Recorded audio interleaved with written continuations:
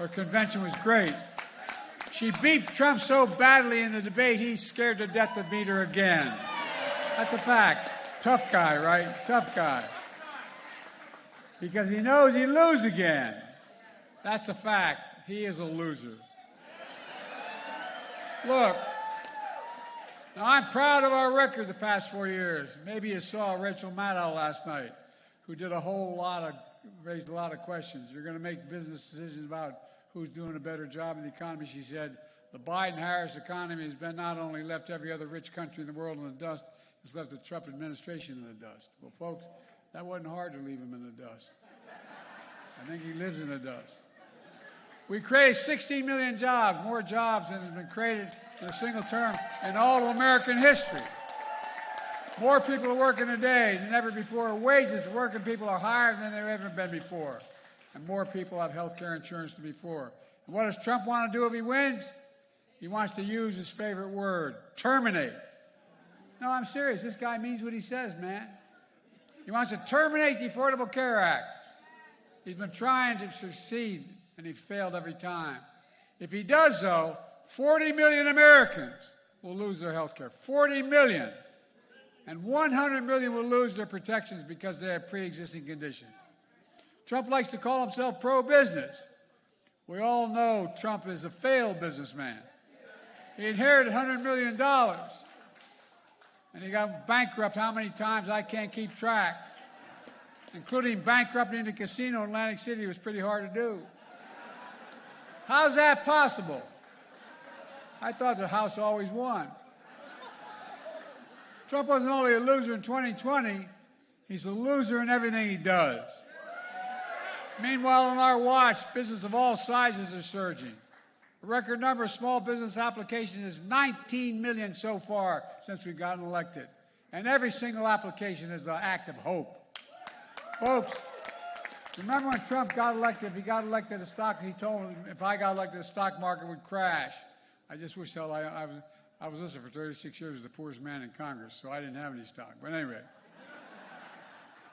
But if he means the stock market crashed through record highs, he was actually right.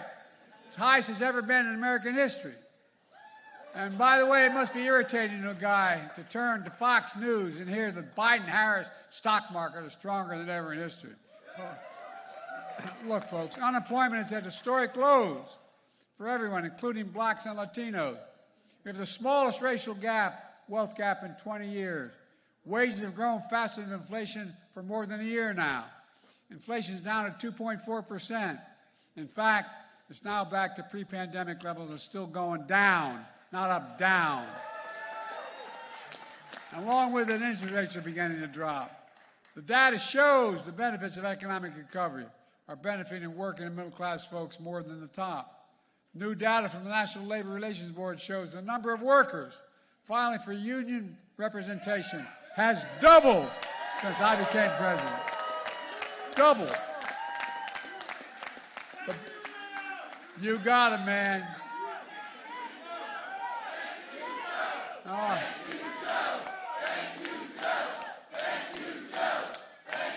My grandfather would roll over in his grave if I wasn't.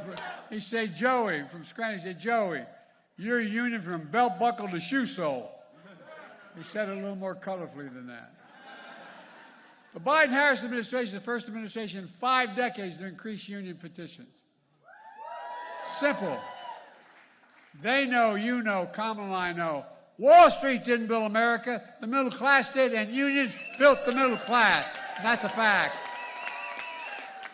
And I make no apologies for being the most pro-union president in American history. Folks, I mean it. Under our administration, we made the most significant investment in public safety in history. $15 billion to law enforcement through the American Rescue Plan. And not a single Republican voted for it. The result, violent crime is down to a 50-year low. The murder reached the largest ever reduction. And Trump's response, lie after lie, that somehow the stats are fake. He says they're making up the numbers. Not only that, for weeks, Kamala and I negotiated the strongest bipartisan border deal in American history. One of the most conservative senators from Oklahoma and a progressive Democrat from Connecticut Worked 4 weeks on it. Got it passed. Introduced it into Congress. What happened? It funded more agents, judges, high-tech machinery, and all the like. But Trump knew it was a good deal. So he got on the phone and started calling Republicans.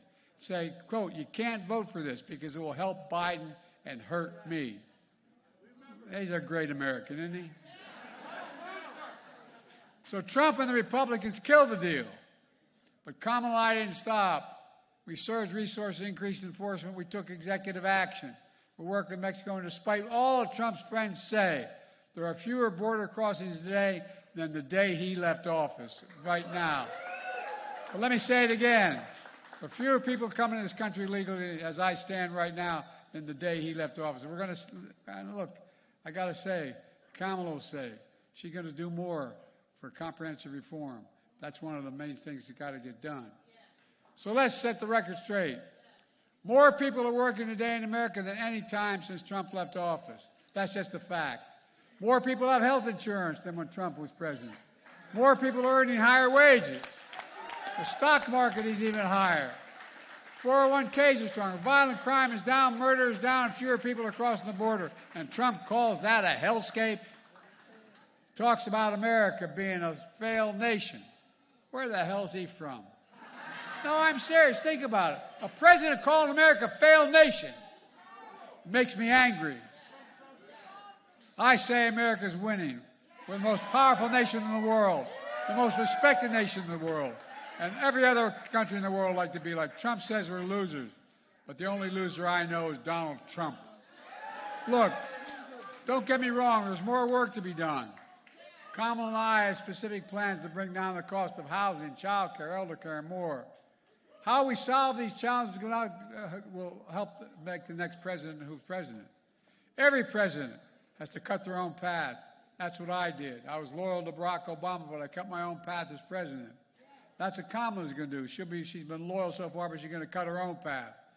How to further economic growth. How to keep making it easier to start and grow business. How to make a border more secure. How to make health care even more affordable. How to make housing more affordable. How to make child care and elder care more affordable. All of which, if we do, actually grows the economy and cuts the deficit. Folks, Kamala will take the country in her own direction. And that's one of the most important differences in this election. Kamala's perspective on our problems will be fresh and new.